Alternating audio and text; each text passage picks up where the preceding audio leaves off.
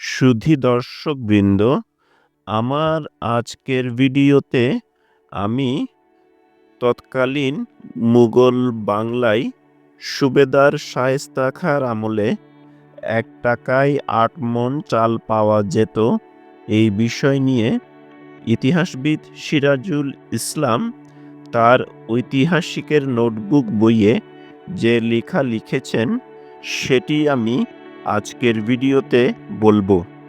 যিনি কোনোদিন ইতিহাসে পাঠ নেননি তিনিও শায়েস্তা খাঁর আমলে টাকায় ৮ মণ চাল পাওয়া যেত বলে তথ্য প্রদান করেন।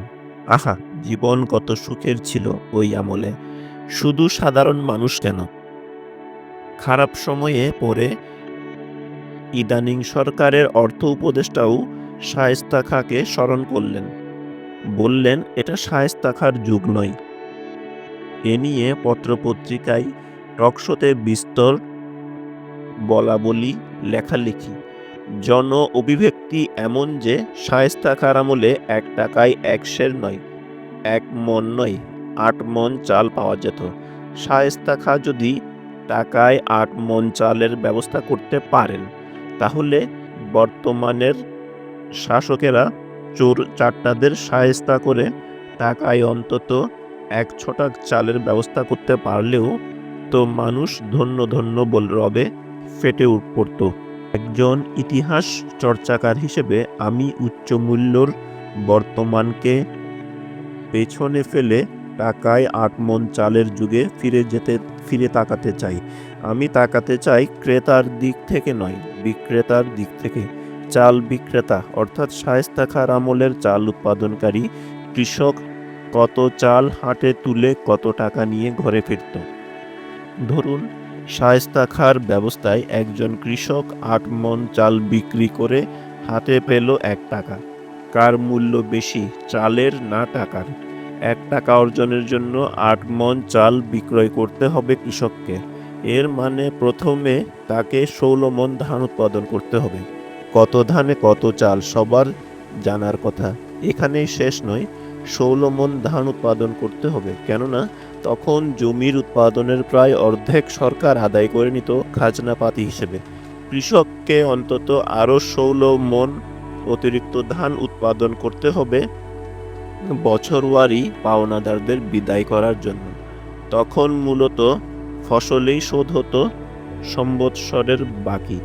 ফসল উঠার পরপরই হাজির হবেন মুদি দোকানি, তাঁতি, পাটনি, নাপিত, কুমার, কামার, ছুতার, যারা তাকে সারা বছর বাকিতে মাল বিক্রয় ও সার্ভিস প্রদান করেছেন। এর মধ্যে আছে আবার বদ্যর ফি, ব্রাহ্মণের যজমানি, পীর ফকিরের মুষ্টি ভিক্ষা।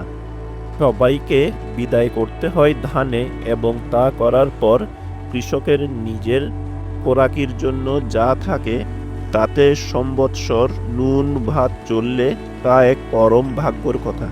খোরাকি অর্থনীতির এই উৎপাদন ব্যবস্থায় একজন কৃষকের পক্ষে হাটে ৮ মণ চাল বিক্রয় করে ১ টাকার অধিকারী হয়ে ঘরে ফেরা এক অসাধারণ এবং বিরল কৃতিত্বই বটে। এই কৃতিত্বের অধিকারী কেউ হয়ে গেলেও তার উদ্বেগ ছিল এ টাকার নিরাপত্তা নিয়ে। টাকাটির গন্ধ পেলে চোর, ডাকাত, সরকারি পেয়াদা এটি হাতিয়ে নিতে এক পায়ে দাঁড়িয়ে সুযোগ খুঁজত। এক কথায় শায়েস্তা খাঁর যুগ সুখের ছিল বলে যারা মনে করেন, তাদের জ্ঞাতার্থে বলছি, এই সুখ সাধারণ মানুষের নয়, এই সুখ উৎপাদক শ্রেণীর নয়, এই সুখ কেবল শাসক শ্রেণীর। এই সুখ এদেশে আগত বার্নিয়ারের মতো পর্যটক, বিদেশি ব্যবসায়ী, যারা প্রচুর নগদ অর্থের সামর্থ্য ছিল। মনে রাখতে হবে, ওই সময়কার কৃষি উৎপাদন বাজারমুখী ছিল না, ছিল খোরাকিমুখী। কৃষক উৎপাদন করত খোরাকির জন্য, বাজারের জন্য নয়। প্রয়োজনীয় খোরাকি ফসলের প্রায় সমপরিমাণ ফসল উৎপাদন করতে হতো সরকারের খাজনাপাতি ও বছরব্যাপী ধার করা পণ্য ও সার্ভিস ঋণ পরিশোধ করার জন্য। খোরাকি অর্থনীতিতে নগদ টাকার খেলা কম বা নেই বললেই চলে। গ্রামের মানুষের চাহিদা গ্রামেই মেটাবার ব্যবস্থা সমাজ গড়ে তুলেছিল। তাঁতি, নাপিত, কামার, কুমোর, শিক্ষক প্রভৃতি পেশার মানুষ সার্ভিস প্রদান করত কৃষি পণ্যের বিনিময়ে। ১ টাকার ক্রয় মূল্য ছিল এতই বিশাল যে গ্রামীণ মানুষের কাছে এটি একটি পণ্য মূল্যর সিক্কা টাকা। ১৭২ গ্রেন রূপা ছিল জনশ্রুতির বিষয়। পণ্যমূল্য বিনিময় ছাড়া নগদ মূল্যে বাজারে কেনা বেচা হতো মূলত কড়ির মাধ্যমে। বলা যায় গ্রাম পর্যায়ে কড়িই ছিল নগদ কেনাকাটার মাধ্যম। চালের মতো কড়ি ছিল একটি পণ্য। পূর্ববঙ্গের চাল দক্ষিণ ভারতের পূর্ব উপকূল রাজ্য কর্ণাটকের কড়ির সঙ্গে বিনিময় হতো। গ্রামাঞ্চলে কড়িকে পণ্য বিনিময়ের মাধ্যমে করা হলো।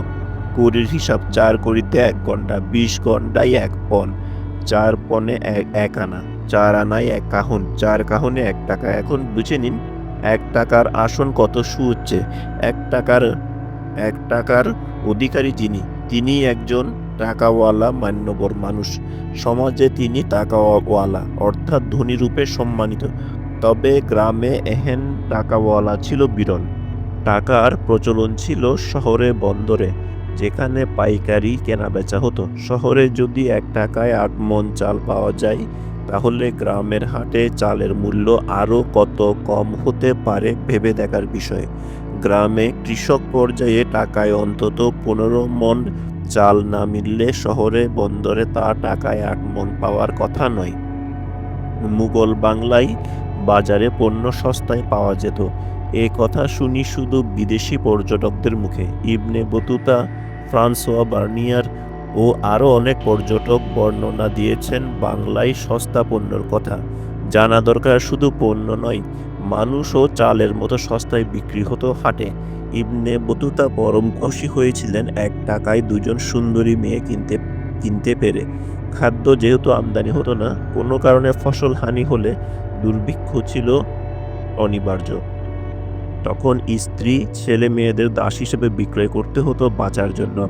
খোরাকি অর্থনীতির ফলে থেকে আকাল, দুর্ভিক্ষ ছিল স্বাভাবিক বিষয়। আবার আবহাওয়ার অনুকূল পরিবেশে মাঝে মাঝে বাম্পার ফলনও ছিল স্বাভাবিক। তখন কৃষি পণ্যের বাজার এমন মন্দা হয়ে যেত যে গ্রাম পর্যায়ে এর মূল্য প্রায় শূন্যর কোটায় নেমে আসতো। অর্থাৎ কিনা ফসল হানি হলে আসতো খাদ্যাভাব, আর বাম্পার ফসলের ফলে আসতো টাকার অভাব। অর্থাৎ অভাব ছিল মধ্যযুগীয় সমাজের নিত্যসঙ্গী। শায়েস্তা খাঁর যুগে ঢাকায় অনেক ইউরোপীয় বণিক ও ভ্রমণকারী এসেছেন। তাদের চোখে স্থানীয় বাজারে জিনিসের দাম ছিল ইউরোপের তুলনায় নিদারুণ সস্তা। জিনিসের দাম সস্তা হওয়া যে প্রাচুর্য নয়, উচ্চ ক্রয় ক্ষমতা নয়, তা পর্যটকগণ সুস্পষ্টভাবে উল্লেখ করেছেন। অভিজাত শ্রেণী ছাড়া মধ্যযুগে নারী পুরুষের প্রায় উলঙ্গ থাকা, খড়কুটো নির্মিত ঘরে থাকা, ভাতের জন্য নিজেকে বিক্রয় করা ছিল স্বাভাবিক বিষয়। শ্রমের বাজার ছিল এমন যে শ্রমিককে পারিশ্রমিকের বদলে খাবার দিলেই যথেষ্ট ছিল, এবং সেটাই ছিল প্রথা। তাহলে তার পরিবারের ভরণপোষণ, তাদেরও পেটে ভাতে মজুরি বিক্রয় করতে হতো। মধ্যযুগে সমাজে আমরা ৪ শ্রেণীর মানুষ পাই: শাসক শ্রেণী, যাজক শ্রেণী, ভিক্ষুক শ্রেণী এবং কৃষক মজুর শ্রেণী। শাসক, যাজক, ভিক্ষুক সবাই হাত বাড়িয়েছে কৃষক শ্রেণীর উৎপাদনের উপর। এ ব্যবস্থা সবচেয়ে পাকাপোক্ত হয়ে উঠল শায়েস্তা খাঁর আমলে, যখন জমির প্রায় অর্ধেক উৎপাদন খাজনা হিসেবে তুলে নেওয়া হতো। বিষয়টার গুরুত্ব অনুধাবন করার জন্য কল্পনা করুন, আজকের সরকার কৃষকের উৎপাদিত অর্ধেক ফসল রাজস্ব কর হিসেবে তুলে নিল। কেমন হবে প্রতিক্রিয়া? তেমন কোনো প্রতিক্রিয়া সেকালের মানুষ দেখাতে পারেনি, কেননা স্বৈরশাসন, বিদেশি শাসন, অভিজাতিক ও ধর্মীয় অনুশাসন উৎপাদক শ্রেণীকে একটি অসংগঠিত অসহায় শ্রেণীতে পরিণত করেছিল। অতএব উচ্চ মূল্যর কথা বলতে গিয়ে যখন বলেন শায়েস্তা খাঁর আমলের ১ টাকায় ৮ মণ চাল পাওয়ার কথা, তখন শুধু টাকাওয়ালা ক্রেতার দিকটাই লক্ষ্য করলেন। কর্পতহীন কৃষক শ্রমিকের দিকটা একবারও চিন্তা করে দেখলেন না। সুধী দর্শকবৃন্দ, আমার আজকের এই ভিডিওটি এখানেই সমাপ্ত হলো। যদি আমার ভিডিওটি আপনাদের ভালো লাগে তাহলে আমার ভিডিওটিতে লাইক এবং কমেন্ট করবেন এবং আমার চ্যানেলটিকে সাবস্ক্রাইব করবেন।